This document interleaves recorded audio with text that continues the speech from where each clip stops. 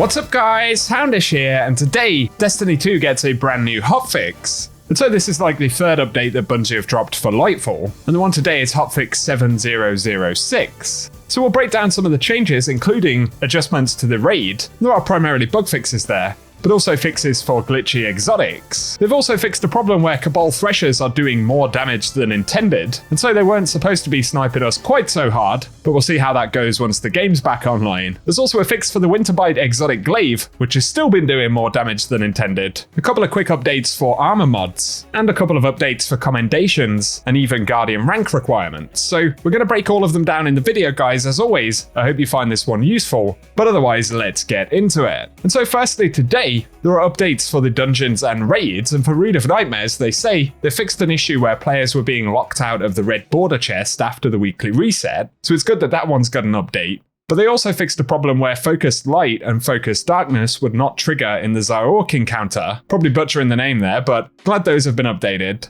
However, they did fix a problem where Sunblight enemies could be damaged through their shields by the Colony Exotic Grenade Launcher, and they say the clever little spiders have been reprimanded one more time. And there's another issue where players could equip raid mods without obtaining them first. I never knew that was a thing. So a couple of updates there for Root of Nightmares, and they also fixed a problem where the dungeon node would not appear for some players, and that's for the Shattered Throne dungeon.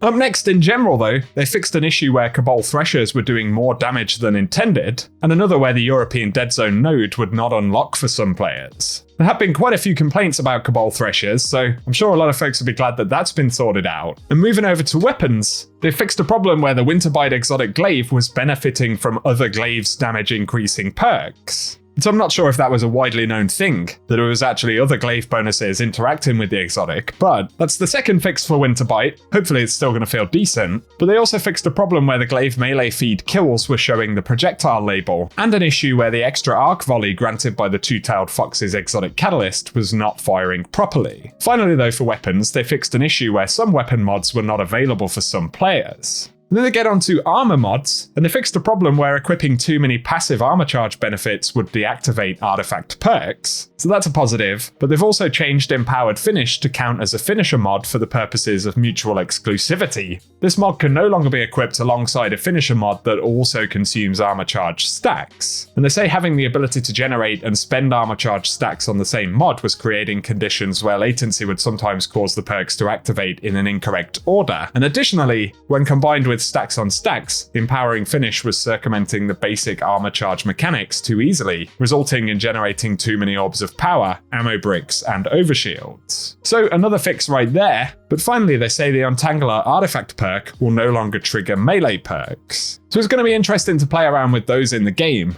and share your thoughts below, but in general, they've also increased the time to give commendations to other players after finishing certain activities.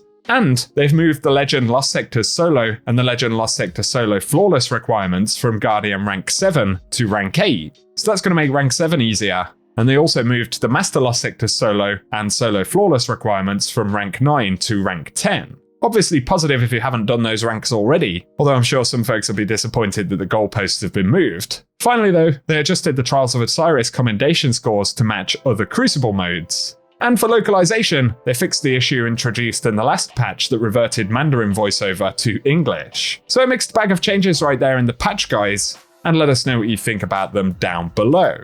Moving away from the patch today though, a couple of interesting notes from Bungie. And initially something that just might be of interest, but I didn't know this. To access the Iron Banner, according to Bungie Help, players must have reached Guardian Rank 4. Of course this is talking more about new players to the game, but you also need to complete the Crucible Introduction quest, and speak to Lord Saladin and complete the Iron Banner intro quest. So there is a bit of stuff that brand new players need to do before they can play Iron Banner. Give us your thoughts about that. And also, according to Destiny Bulletin, it looks like there'll be a new Vexcalibur Exotic Armory Collection item available via Bungie Rewards, and pre-orders for this will open up in April. Pretty cool item though right there. I do wonder how big it is. I'd imagine it probably isn't full size, although that would be pretty epic. But if it's something of interest, be sure to look out on the Bungie store in the coming weeks. And finally here, let's round up a few important items Bungie recently spoke about regarding PvP and changes coming down the road. They did post a pretty big blog post with a bunch of details, but In terms of stuff that's coming up very soon, they say in Season 20's mid-season patch, they'll be making a set of changes, and so initially Clash will be leaving the Quick Play playlist, which will leave only the Control game mode, so Quick Play is basically just turning back into Control, and this will be replaced by Iron Banner when that's active. And these playlists will continue to use loose skill-based matchmaking, and they say this loose variant of matchmaking will have its skill and connection filters modified so that latency windows will be expanded at the slowest rate, and skill windows will start tighter but can expand more quickly as needed. And they say this should result in more evenly matched games with lower skill variances for most players, with the primary fallback being gradually increasing the skill variance as opposed to widening the connection quality. But they say additionally, they'll be splitting the current rotator into 2 separate playlists, both of which will rotate game modes weekly, and both will use connection-based matchmaking.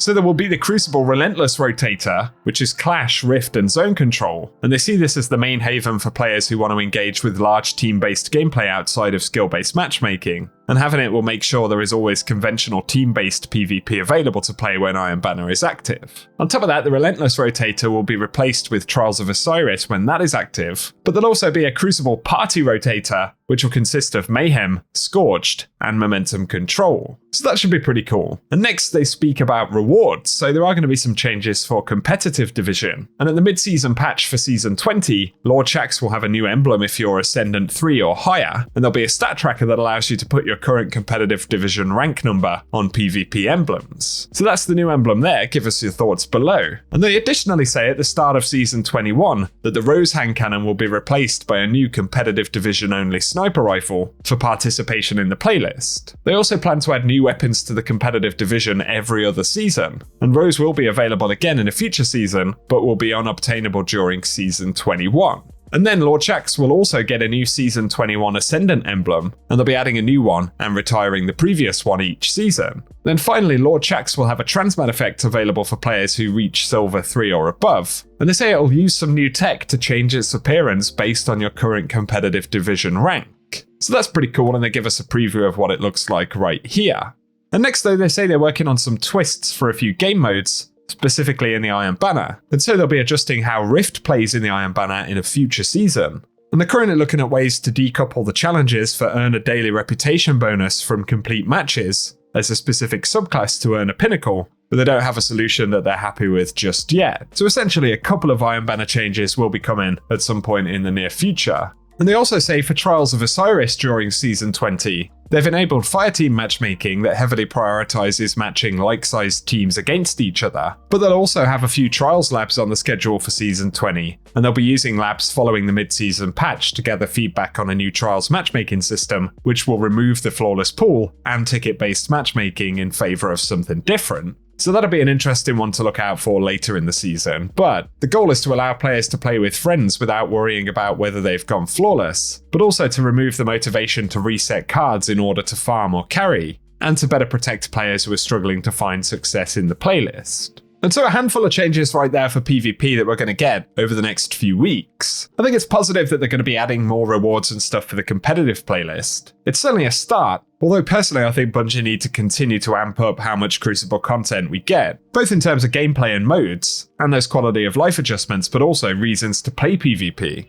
So it's good that we're starting to see a bit more movement on that at the moment, but I definitely think there is more that Bungie could do in the future. However, give us your thoughts below. And for today, guys, that does it for this roundup. So let us know what you think of any of the patch changes down in the comment section. But as always, if you've enjoyed the video today, a rating below really does help us out. And be sure to get subscribed to the channel so I can keep you posted with more Destiny content. But otherwise, I hope you guys have an awesome day.